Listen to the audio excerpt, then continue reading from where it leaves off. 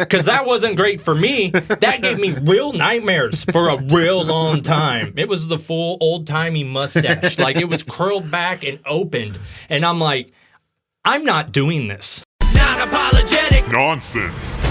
That one followed me all the way up to the night I lost my virginity. Okay. It's a dark room. This girl was like 10 years older than me. I was like 15. She was like 26 or something. She should have known better. I'm in the room with her and I'm fiddling around down there, trying to figure out which one's the pee hole and which one's the D hole, And here's another fun side note here. Without having ever have been inside of a woman, I could tell that this woman was blown. Okay, because I'm just rooting around in there looking for this mysterious pee hole, right? So eventually, I'm just like, hey, little help here. And, she takes my unit, proceeds to put it inside her and have the best 34 seconds of her life.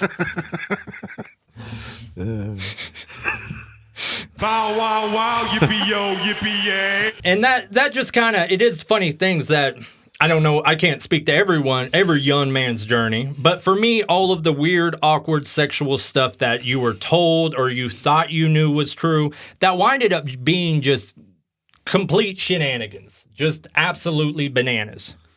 And like I say, since I have a show, I would rather talk about some embarrassing shit because I find that interesting. But we are not done yet because I want to drag you through the mud with me. Okay?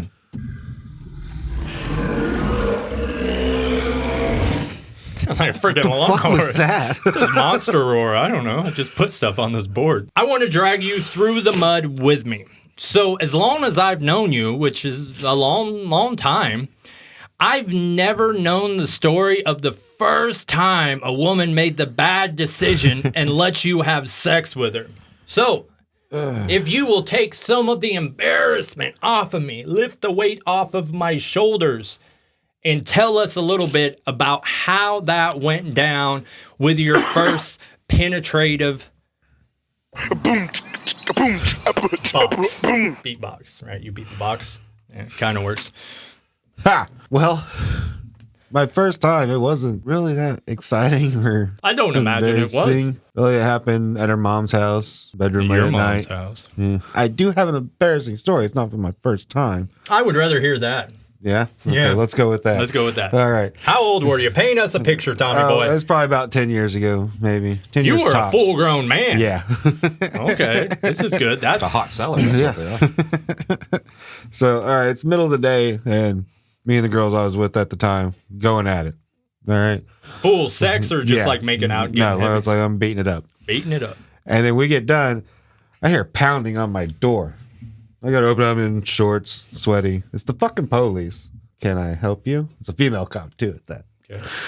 Well, apparently my phone was on the bed and I hit the emergency call while I'm beating it up. So they think there's a domestic assault going on. They heard her, scream for the best sex she's ever had. Yeah, I hear you. Best is a strong word. But so it's a female cop at the door. There's two male cops behind her out in my yard. Well, the girl I was with, she comes walking through like wrapped in a blanket or something.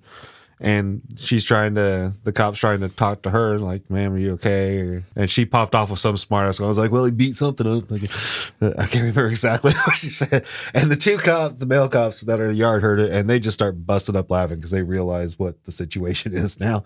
See, that could have gone the other way real quickly. I've watched cops and stuff, and apparently when you get to really whooping on a girl, like for real, like, they just straight up tell the police it never happened. Like, they'll have, like, a bloody nose and an eye that's drooping, and they'll be like, he didn't hit me, I hit my eye with bad girl. Probably could have been dicks and just took me down as soon as I answered the door and then asked questions. Did you answer the door with an erection? No, we were finished. Right, but I mean, it still sticks around for a moment, you know? Yeah, well, the moment was gone, so now I wasn't erect when the lady cop answered the door. Now, let's go back to vaginas close when they're cold to keep them warm. Is that true? I don't know. All right. I try to do my lovemaking in the warmth. Well, that's why I always have my heater on, you know? Yeah, it is. I want that thing nice and taut. I think I've had just about enough embarrassment for the day. And then after this, I'm out. I got to go edit this whole shalabalob that we've just created in these past 24 minutes. And I'm leaving every second of it in. So might as well start live streaming this show. That's what I want to do. I want to do it live, and I want to take phone calls. I don't want to chat up on the screen like some freaking Call of Duty. Whoa.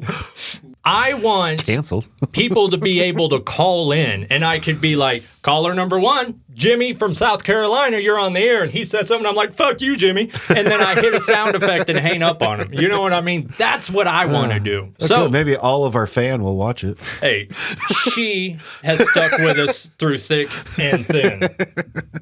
Maybe we can have her on to ask her these imposing questions about the vagina. And what the hell are those lips even for?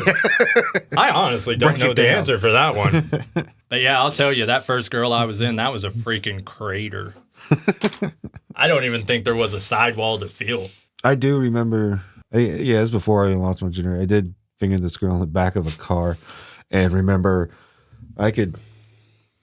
Yeah, and this is about when I was probably 13. So she's the same age, so then there worked out pretty good. There was no point in you even trying to have sex with her.